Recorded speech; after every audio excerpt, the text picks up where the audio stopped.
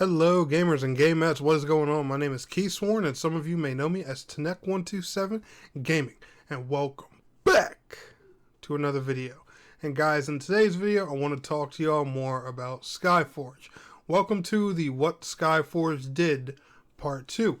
In the last video we talked about the 5 things that I feel Skyforge did right. If you missed that video, I'm going to leave it down in the pinned comment below. In today's video we are going to talk about the 5 things I believe Skyforge did wrong. Now, disclaimer, there's a lot of things I feel like Skyforge did wrong, alright? If I made a whole video on that, man, the video would be like an hour long and y'all would just be bored.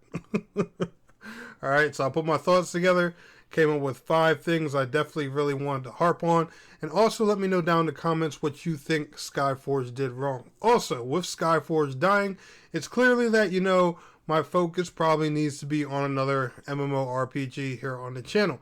If you guys have one in mind, especially it's on console platforms, whether it's New World, Throne and Liberty, Final Fantasy XIV, ESO, let me know down in the comments what MMO you guys think I should target as a focus for the channel, or would you guys just rather me see me be, more universal with them and cover them all. But anyway, without wasting more of your time, let's get into these 5 things. So you guys already know one of the first ones that I'm going to harp on is the monetization. Skyforge's monetization was terrible. It was pay to win as hell. They sold premium items that could help you with leveling and stuff like that instead of actually selling cosmetics. They even sold high-end and legendary weapons that could give you drastic advantages in the game's combat, raids, PvP, and all that fun stuff. Their monetization was just terrible. I'm talking, mobile game pay-to-win style monetization. There's no way around it. Not to mention you could also use Argents to help level your character. Granted, it would take a crap ton of them, but still it was possible. And I know there's those few people out there for some odd reason that try to defend Skyforge's monetization. Why? I don't know. I'll never understand. I don't want to understand why there are a couple people that try to do that, but Skyforge's monetization was just terrible, flat out. The next thing, class balancing and the balancing for PvP. Just horrible. Let's be realistic, especially with Skyforge. They did a little bit better later on in the game's life cycle, but ranged classes were the meta. Does everyone remember the days where, you couldn't even get into a raid group unless you played an outlaw? I remember those days. Oh, man. Outlaw, and there was a point in time where people wanted nothing in raids but an outlaw and a cryomancer, among, other things, of course, having a tank and a support and all of that fun stuff. But the melee classes, they never really got the love that they were supposed to in Skyforge. They did do a little bit better. Revenant did come in there and even the odds a bit, but even Revenant got smacked with serious nerfs at one point in time. But the balancing in that game was just PvP was just so off and unbalanced, which is why it died quick. And just they had to do a lot better of a job. I used to be a Berserker main in Skyforge when I played it hardcore.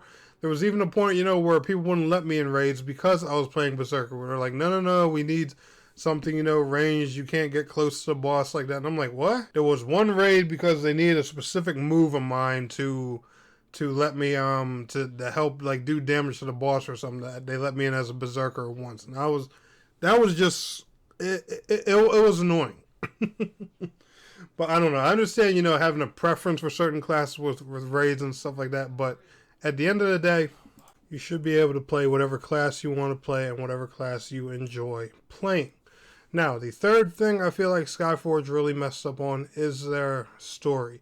While the premise of it is okay, I just feel like, a lot of the voice acting, cutscenes, a lot of that stuff, it wasn't there. There was those hype moments, where you first got your god form and stuff like that, and when you finished the yellow brick road and everything. But the story, they could have just, went a lot deeper with things. They could have went a bit harder. I'm not saying, it had to be like on a Final Fantasy XIV or World of Warcraft level or anything like that. But I'm saying, you got this giant sci-fi universe. There's back-to-back invasions, all kinds of, different monsters, NPCs, and stuff like that. Bring some more life to that world. That's all I'm saying. Now, if you guys have watched any of my Skyforge content, you have heard me harp on this one, number 4, 1,000 times. And that is the leveling and the catch-up system. This was probably one of the worst things I felt like that they did in the game. If you were a new player coming into Skyforge anytime after, I'm going to say 2019, it was damn near impossible to catch up in that game. And not to mention the leveling system in there is just so complicated. You can get, just boosts from all kinds of different sources and everything. They just convoluted and just kept adding more and more and more and more.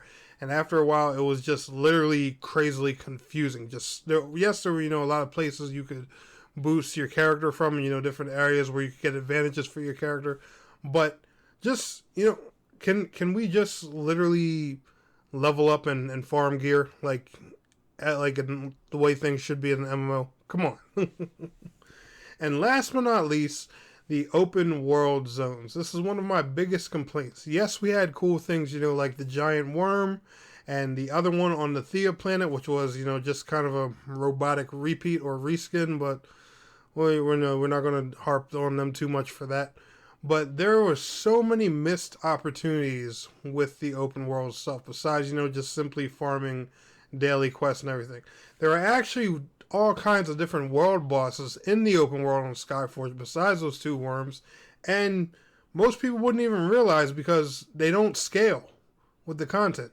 There's some world bosses out there with, like 10, 20, 30, and 40 health bars, and your character would kill them within a second because, they don't scale with the characters, the current content, or anything. So they didn't even feel like a world boss, just like a regular mob you would go out there and fight. They did not take advantage of this content, besides, just with farming a few daily quests that you could easily skip with stimulus. All that open world zone for nothing.